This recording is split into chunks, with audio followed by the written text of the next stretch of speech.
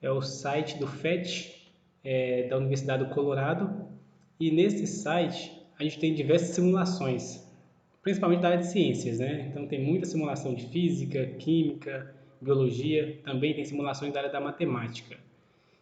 Esse que eu vou mostrar aqui é um simulador que vai simular a lei de Faraday. De modo bem simples, para explicar como que é transformado a energia mecânica em energia elétrica. Então veja bem, a gente precisa basicamente de um ímã. Então aqui está representando um ímã.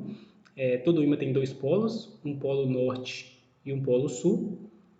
Em torno desse ímã existe uma região que a gente chama de campo magnético.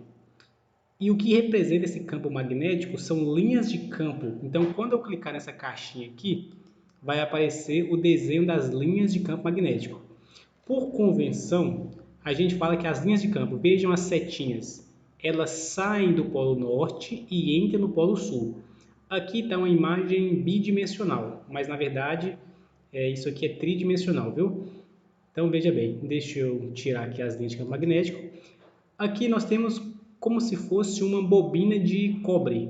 Se eu tenho apenas uma volta, eu chamo isso de espira. Se eu tenho várias voltas, é uma bobina. Essa bobina está ligada a uma lâmpada, que vai indicar, né, se passar a corrente elétrica por ela, ela vai acender, se não passar, ela fica apagada.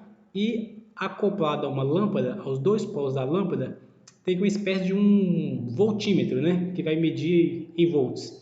Se essa setinha aqui estiver parada, não tem tensão. Se a setinha estiver movimentando, tem tensão. Ok. Então, para ter corrente elétrica, tem que ter basicamente três condições. Um circuito fechado.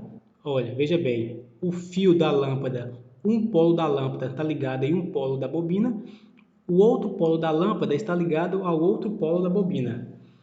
Então, nós temos circuito fechado, nós temos material condutor, né? Considerando que são fios de cobre, por exemplo, só que está faltando uma condição para ter corrente elétrica. Está faltando uma fonte de tensão. Tensão ou voltagem ou DDP, que é diferença de potencial. Então, o que a gente faz? Para gerar essa DDP, tem que ter uma variação do fluxo magnético. Veja bem, voltando aqui nessa caixinha para mostrar as linhas de campo. Se o ímã está parado, tem campo magnético? Tem. Tem tensão? Não. Porque para ter tensão, tem que ter uma variação do fluxo magnético. Ou seja, a quantidade de linhas que passa por dentro da bobina tem que variar. Se o ímã está parado, a quantidade de linhas aqui também está estática. Então veja bem, quando eu movimento o ímã, olha a lâmpada dando um brilho bem fraquinho e olha o ponteiro aqui se movimentando. Então, se eu movimento o ímã, tem variação de fluxo magnético, ou seja, a quantidade de linhas que passa dentro da bobina está alterando. Se tem variação de fluxo magnético, gera uma tensão. Então, eu já tinha, voltando aqui, deixa eu apagar. Eu já tinha circuito fechado, eu já tenho material condutor, estava faltando o quê? Tensão. E como que eu gero a tensão? Gerando uma variação do fluxo magnético. Então, veja, ímã parado, não tem variação de fluxo magnético, não tem tensão. Se o ímã movimenta, tem variação de fluxo magnético, então nós temos uma corrente elétrica. Então é isso, pessoal, que acontece basicamente numa usina hidrelétrica. Então a água ela é represada. Quando essa água desce para uma tubulação, a força da água faz as turbinas. Dentro das turbinas tem ímãs. E esses ímãs estão ligados a bobinas. Então, a força da água faz com que ocorra uma variação do fluxo magnético.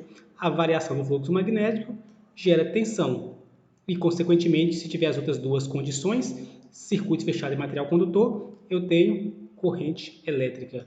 Então, a aula de hoje é basicamente isso.